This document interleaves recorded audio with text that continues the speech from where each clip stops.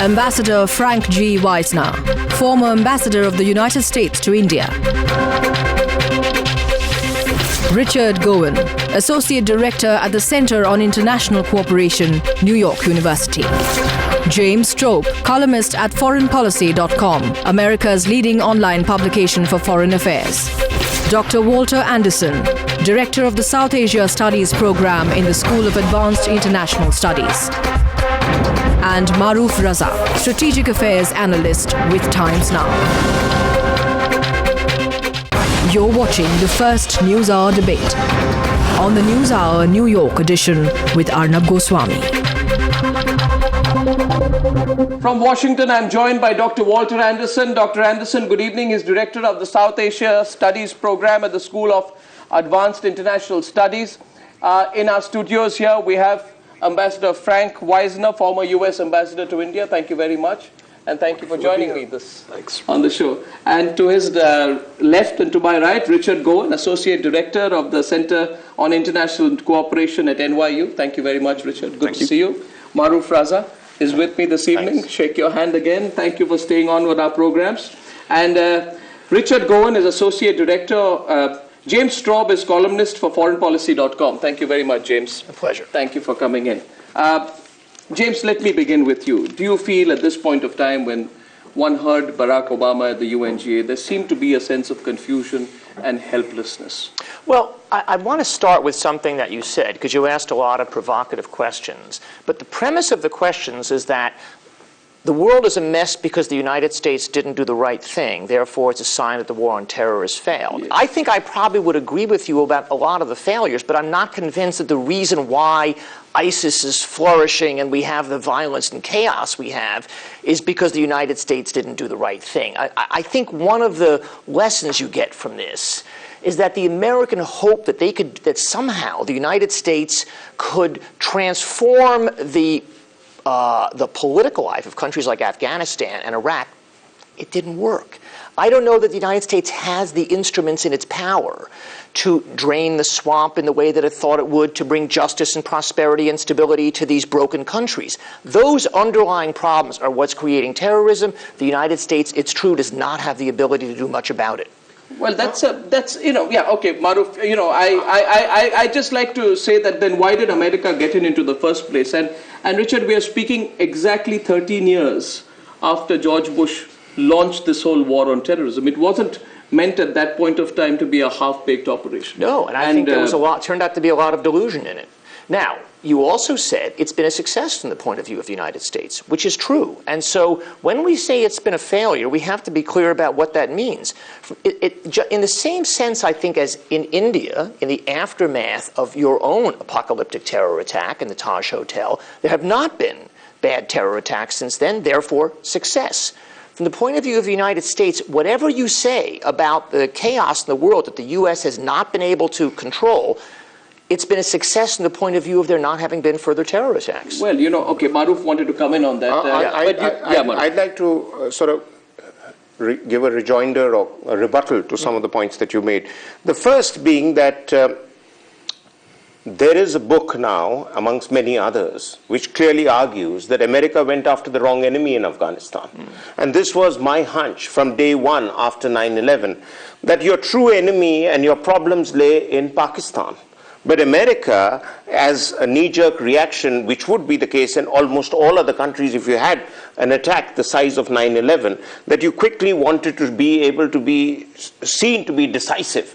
And therefore you went in knowing that some of the sanctuaries did exist in Afghanistan, because the truth is that America knew from the very beginning, and in some cases condoned the creation of sanctuaries in Afghanistan and parts of Pakistan, which they knew what they were going after, but it was probably an article of faith, when some of the others may dispute me here, that an article of faith that you couldn't go into Pakistan because Pakistan had nuclear weapons, and therefore what do you do with a nuclear weapon state except mollycoddle them? I mean, look at the case of North Korea. So, I mean, there's one problem there. The second is, and we're going now to Mr. Obama's speech, President Obama seemed to want to reverse the tide of the Bush era by not having boots on the ground.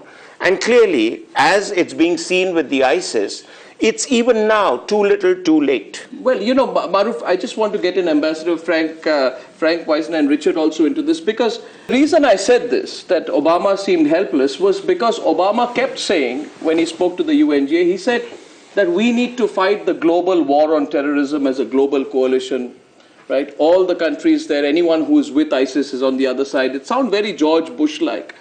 But have global concerns ever been on America's agenda? Or is it an extremely sort of narrow-focused point of view? Because a global war on terror has to achieve and resolve global concerns, not just American concerns. And the reason what Maruf says, as a case in point from the Indian perspective, that you're about to exit from Afghanistan 2 years from now, leaving behind a bigger mess than when you came in. Ambassador. Well, I have a long list of things I could take issue with, and I won't attempt to do that. Let me make a couple of, I think, rather important points to get the debate back on track. First of all, I believe the President is absolutely right in saying this is a global undertaking. Because what the President is really saying to all of us is that the war against terror is not just a military struggle. It's a profoundly political undertaking. That if you don't have a consensus among the nations of the region in the first instance and the broader global community, that this use of terror and violent, radical, extremist use of religion is out of bounds, then you can't fight it. No number of bombs or soldiers of whatever nationality are going to accomplish the objective.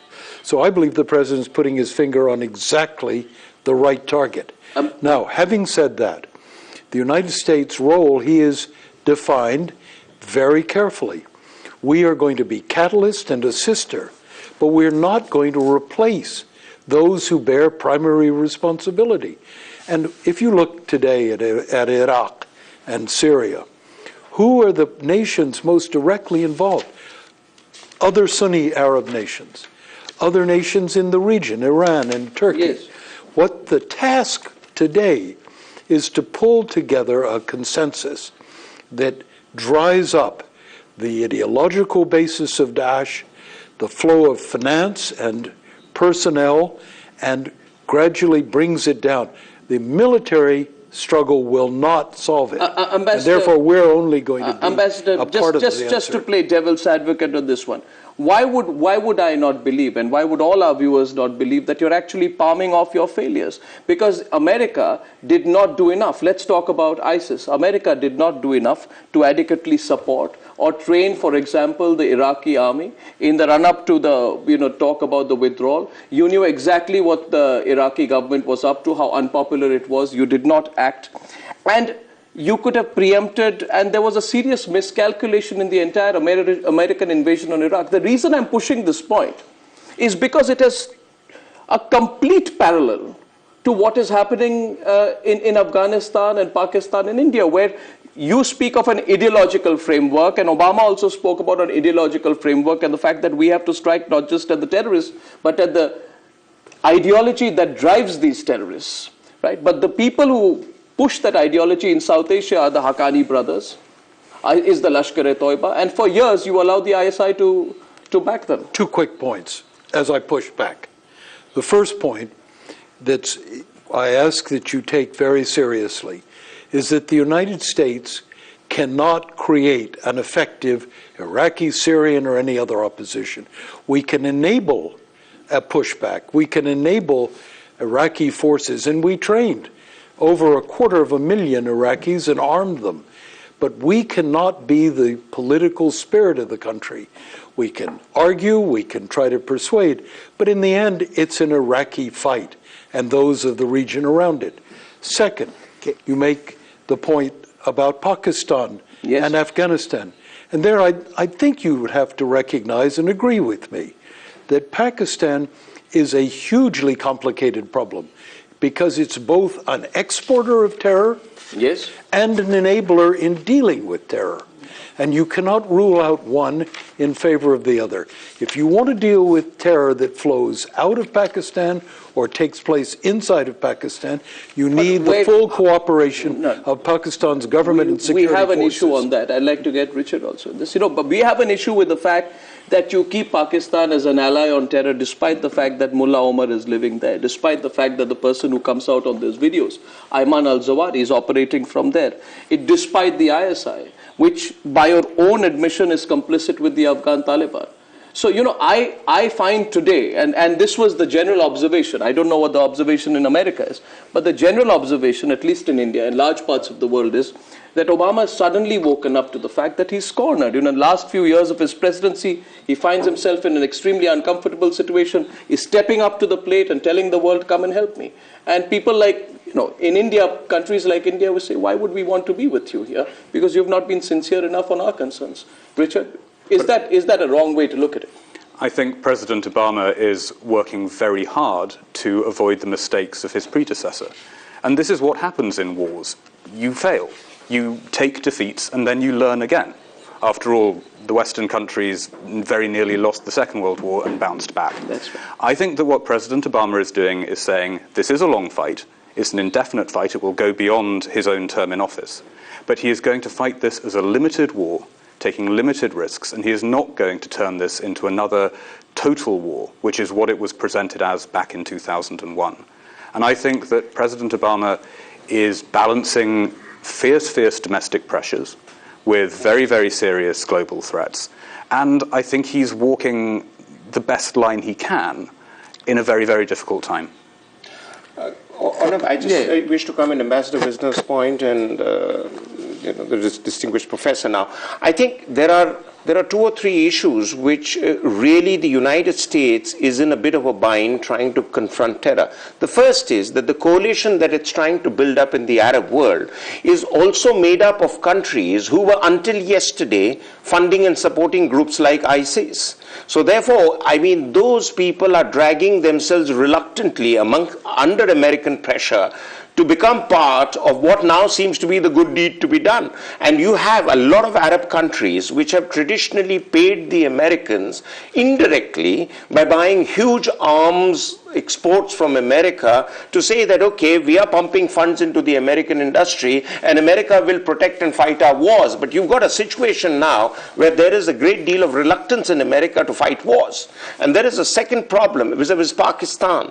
In the case of Pakistan, the Americans really believed, and for a long time they did, and they were actually hoodwinked by the Pakistani military into believing that the military in Pakistan was really on their side, when the military, at the end of the day, in a funny way, like the Americans, was following its own agenda.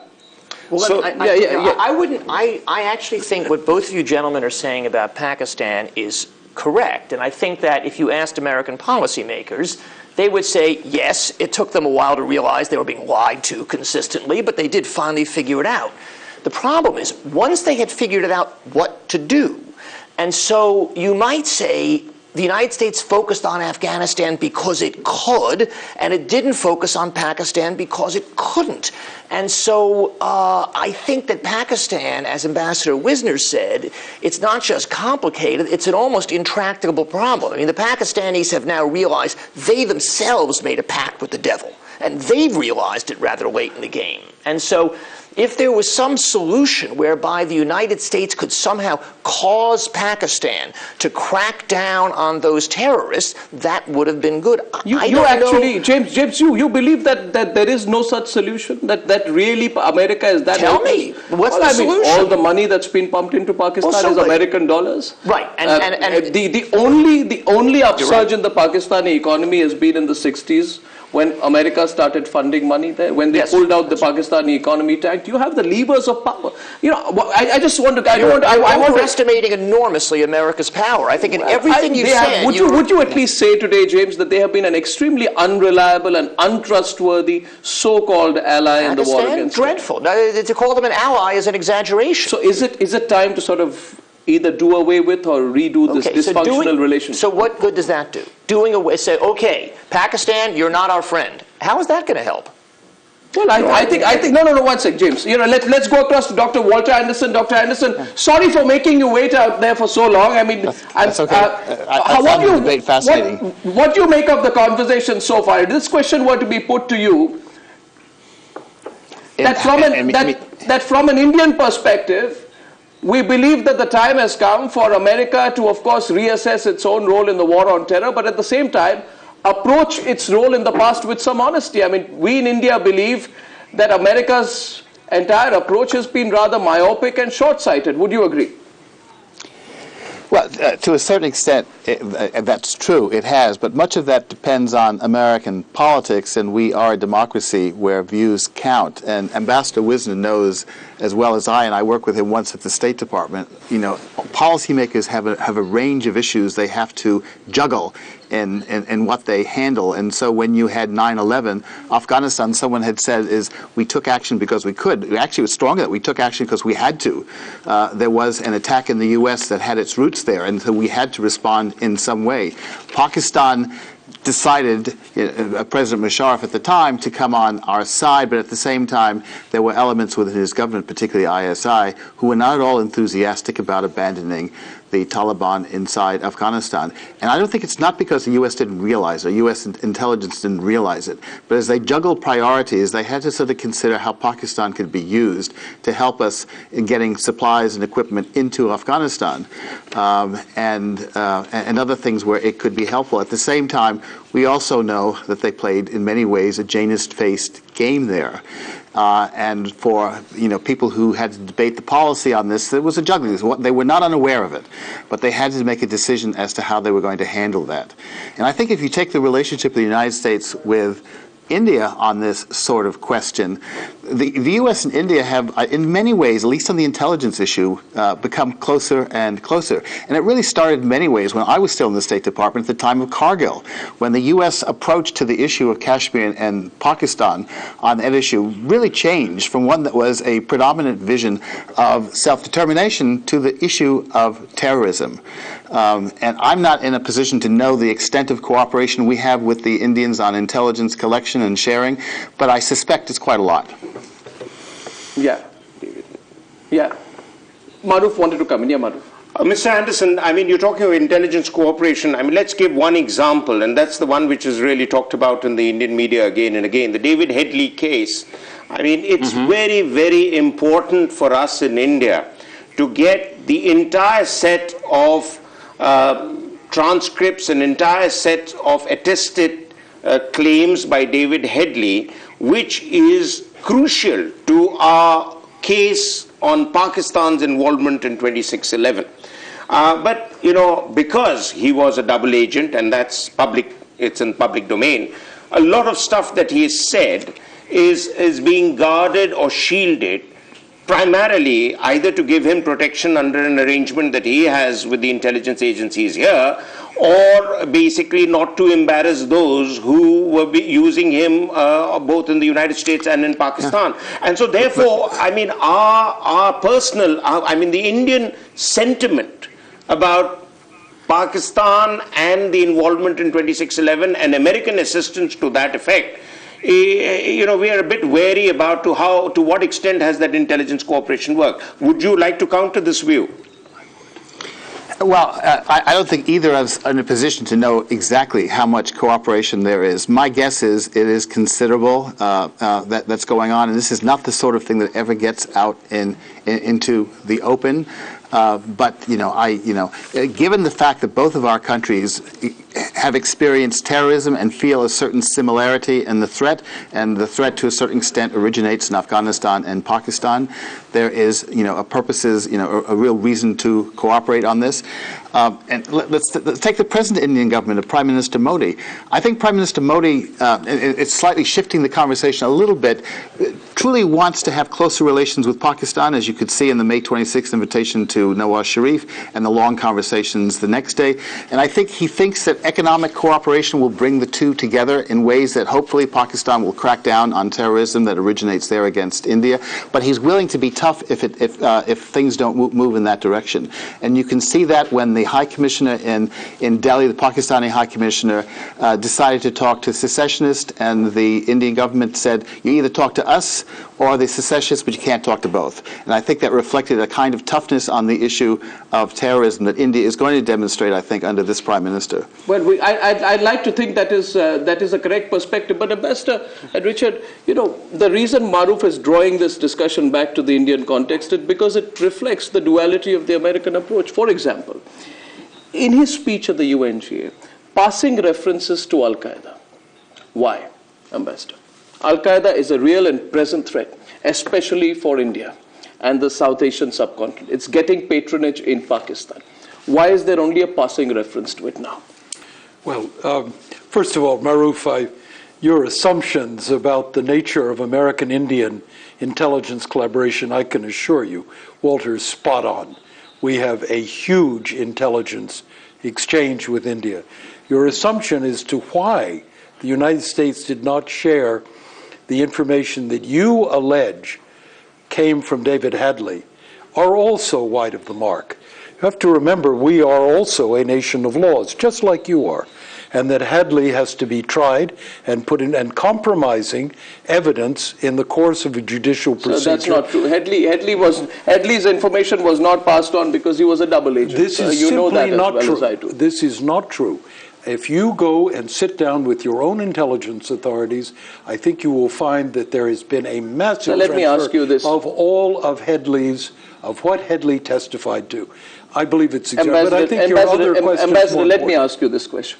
If there was to be an attack of the scale that happened on 26/11 in Mumbai on American soil, and 170 Americans had been killed in that, and there had been an Indian person, Indian citizen who had carried out the reconnaissance, had been the mastermind, I want to ask you, how far would have America gone to get access to that person? And would America have called lack of access to that person double crossing? And the reason this question needs to be asked today is simply this, because we are at that moment of great inflection where the American president is giving a number of global lectures on the issue of terrorism. I began by saying that I sense a certain amount of helplessness in Obama, but where was the sincerity in the past?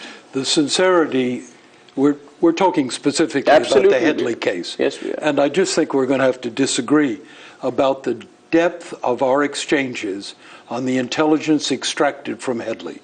It's my very clear understanding that this was a complete and honest transfer of information. We did not hold out, and we didn't do it because we are hiding one hand behind our back. You don't agree. I don't agree with your assessment. I think mine is fact-based, and I think yours is assumption-based. No, it's absolutely not. There is evidence about Hadley's role, which is very factually put out, but I think we can agree to disagree on that. Good. Yes, sure. All right. Now, but the second issue, the more complex issue, is on what basis will the United States and India go forward in dealing with the evident threats that al-Qaeda and other radical groups pose not only to you, but to us? Yes. And I'd like to argue with you that the targeting of al-Qaeda will continue to be a top American intelligence and military priority. When after you withdraw from Afghanistan? And we will do it. We will continue to be involved in dealing with al-Qaeda, whether we're physically with troop units in Afghanistan or not. Al-Qaeda will remain at the very highest levels of our targeting.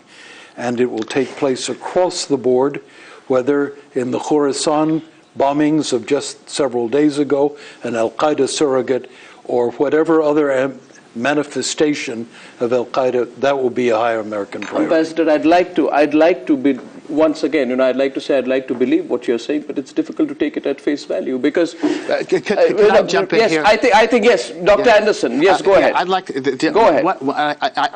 I totally agree with the ambassador, but there's an additional reason why I think that there's going to be high-level U.S. concern for events in that part of the world, even after, quote unquote, the U.S. troops leave Afghanistan. In that Khorasan, al-Qaeda, ISIL are increasingly attacking Western targets, including American targets. I suspect that's going to continue, and that's going to arouse public sentiment in this country and political sentiment. There's no doubt that the beheading of the 2 Americans had an enormous effect. I suspect one that may have surprised the people inside ISIL, though I don't know that. But I think this is going to be a kind of reaching too far that's going to impact in the United States and have a political influence in keeping us focused on that part of the world. But I do think the one respect in which I think you're probably correct is that if you are judging America's attack on al-Qaeda by, for example, the number of drone strikes, Americans have come to recognize that drones are a weapon that giveth and taketh both. And you don't want to overuse it. In the case of Pakistan, for example, it's caused an enormous backlash in Pakistan.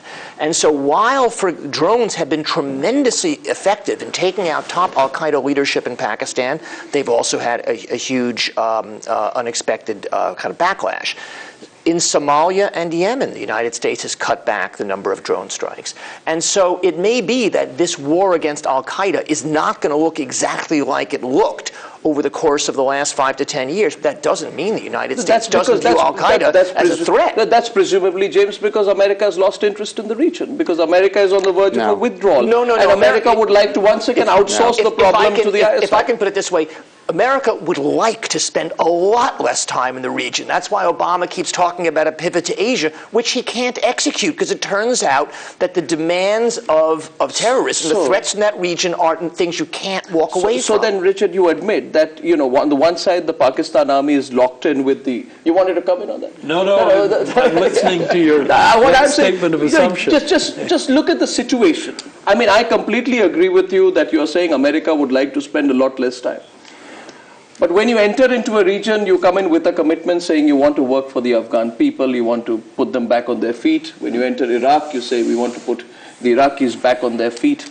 When the trouble persists and when it goes out of hand, you essentially say that, it is for the people to solve. But what is the legacy that you leave behind? And I'm just, the legacy is this, that you have, for example, in Pakistan, you have a very active Haqqani network.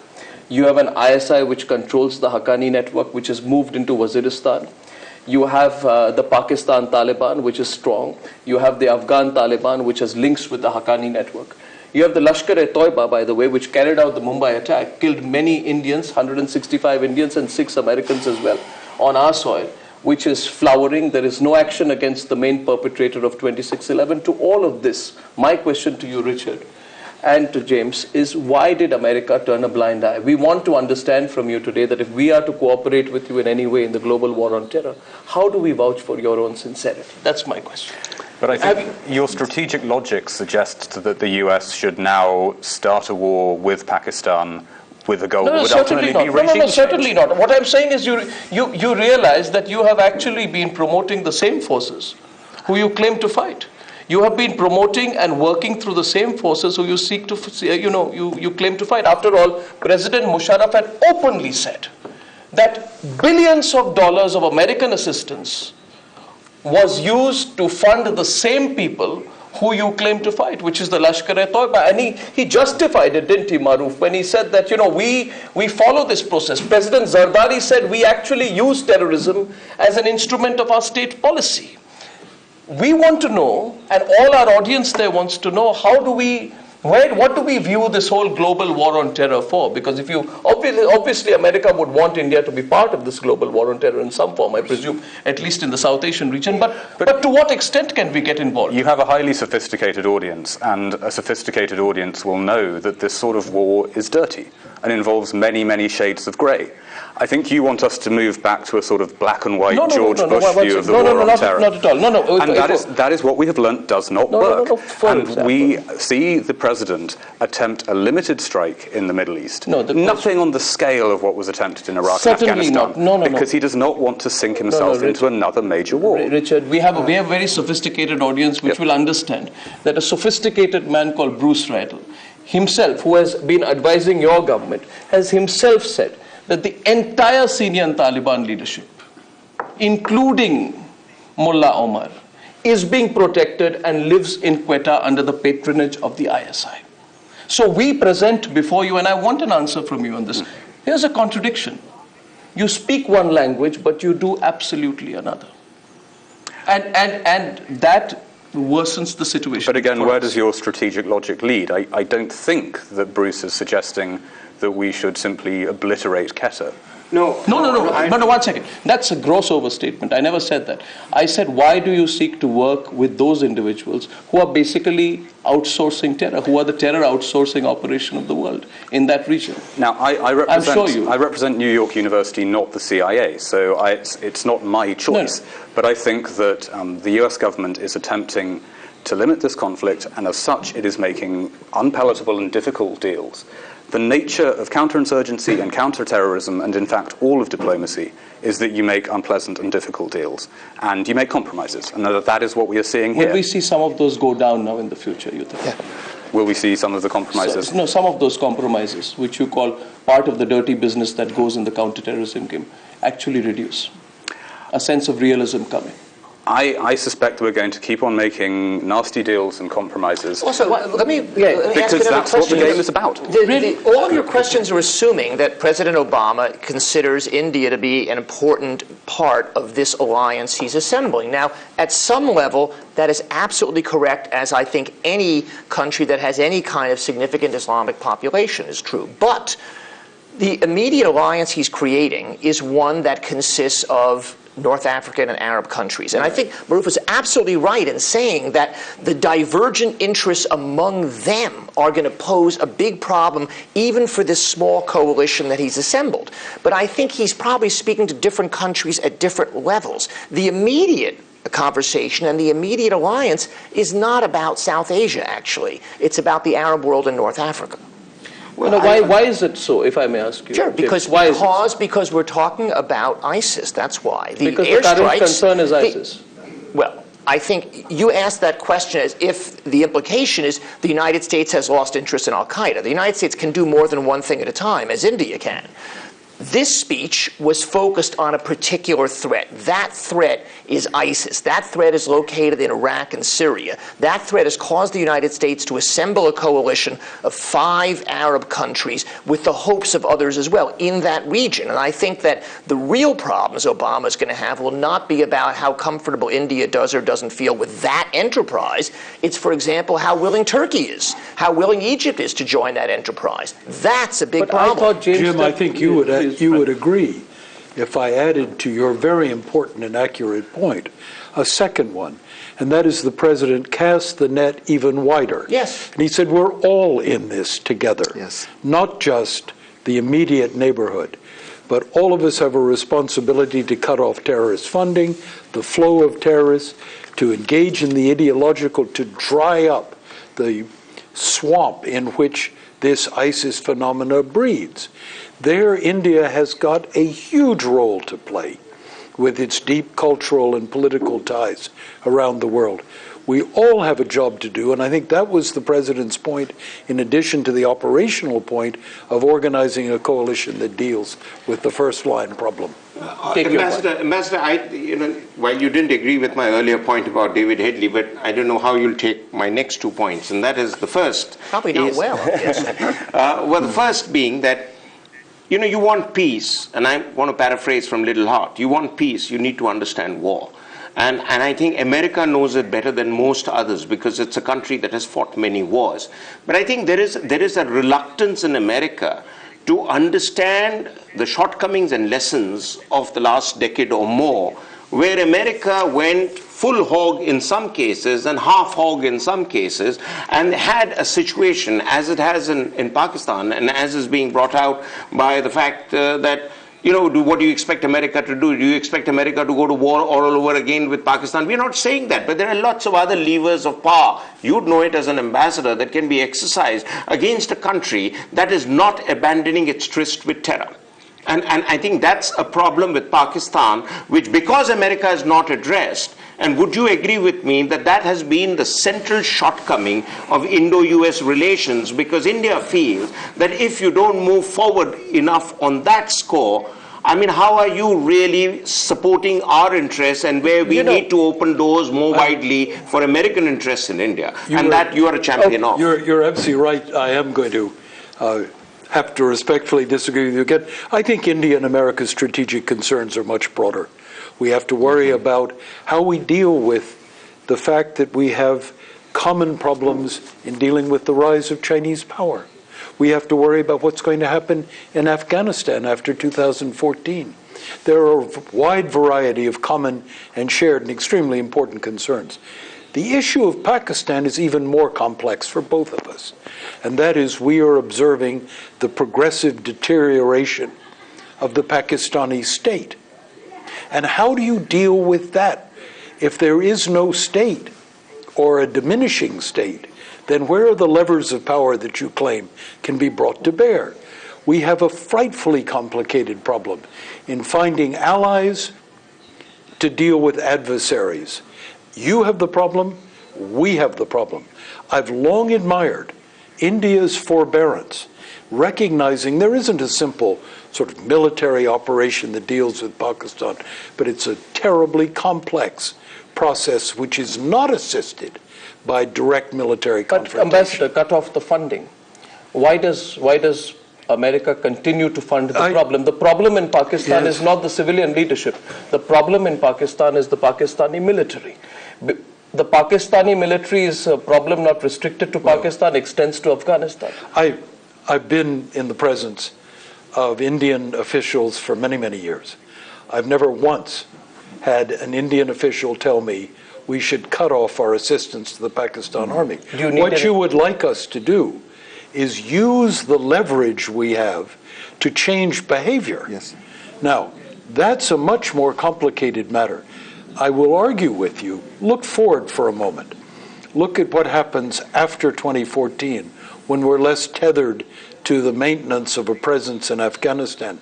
You're going to see starker choices, but still we need to preserve entree, access, influence in Pakistan if the leverage we have is to have any useful effect for India's good interests and for our own. Okay. Can I just take, yes, Dr. Anderson, please go ahead. Yeah, I just wanted to add a point on what the ambassador has just said. We have a precedent when we, in fact, did cut off relations with Pakistan, and it worked much against our interests. This was after the Pressler Amendment, and we cut off literally all relations with Pakistan. Yes. And that was a disaster, I can tell you, because a time came several years later we needed to consult with them. We no longer knew who to contact on the other side of the military. We had, ruptured links between the bureaucracies. We lost influence. Why such a sense of helplessness with the Pakistani military, Dr. Anderson? Yes. Dr. Anderson, you see, the Pakistani military, they say that we know how to handle the Americans very well. And there's this anecdote about General Zia-ul Haq, that when the first offer of money came, I don't know whether it was the Nixon administration, they offered him about $300 million for the Pakistani military, and he said that it was peanuts at that time. That's what he told the American president. And later, that offer in 3 or 4 years was doubled into several $1 billion. The Pakistani military has simply been negotiating very hard and doing an American-style negotiation with the Americans for more money. My question to you, sir, is why do you feel so helpless in the region that every single aspect of your military and strategic influence has to be rooted through a group which obviously is the center point of terror in the South Asian region? But the proposal made a few minutes ago would totally, destroy any influence we have in the neighborhood. If we want to have influence in the neighborhood, we have to have some contacts with them. And Pakistan is not a simple entity. There's a great deal of difference and diffusion of interest in Pakistan. For example, you have a military which is actually tougher on the Pakistan Taliban than was the civilian, because the Pakistan Taliban attacked military facilities and the military. And there is something of a ferment going on in Pakistan on how to handle what is, I think, increasingly recognized as a terrorist issue inside Pakistan. I think at the same time we don't want to lose any influence we have, as we did after 1991. For several years we had almost no influence at all, and it worked against our interest. So I don't know, my own view on this is that it's a dangerous game. Don't you think it's a... I think one of You'll get no disagreement from any of us. But would you not, James, would you not want to get out of this dangerous game? Well, so people have talked about that. People have said, let's just admit that Pakistan is not an ally, and there's some perhaps truth value in that. But the fact is, it's not easy to see how the United States can transact business in that very dangerous part of the world without Pakistan. And so it is true that neither bribery, nor blandishments, nor threats have had the effect the United States and India would like to have on Pakistan. Absolutely. I agree with you. I don't know what the leverage is you wish we were using. No, can I come in? I've got a suggestion, and Yes, Ambassador, Mr. Anderson would probably know the subject a bit better, but I've also looked at Pakistan very closely for decades now. My one suggestion is that financial arm twisting doesn't really work with Pakistan because they have something called a 4G Foundation, which gives them about $20 billion every year through various resources that they control. So your $1.5 to $2 billion a year over a $7 billion 5-year package is really something which Pakistan can do without, at least the army can do without.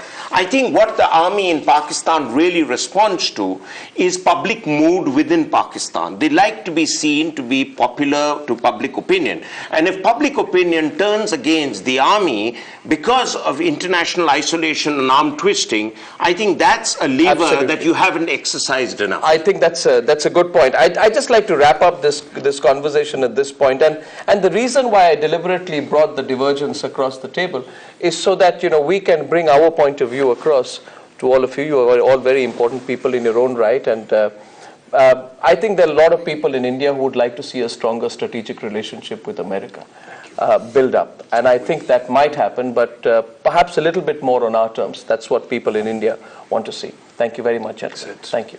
Thank you.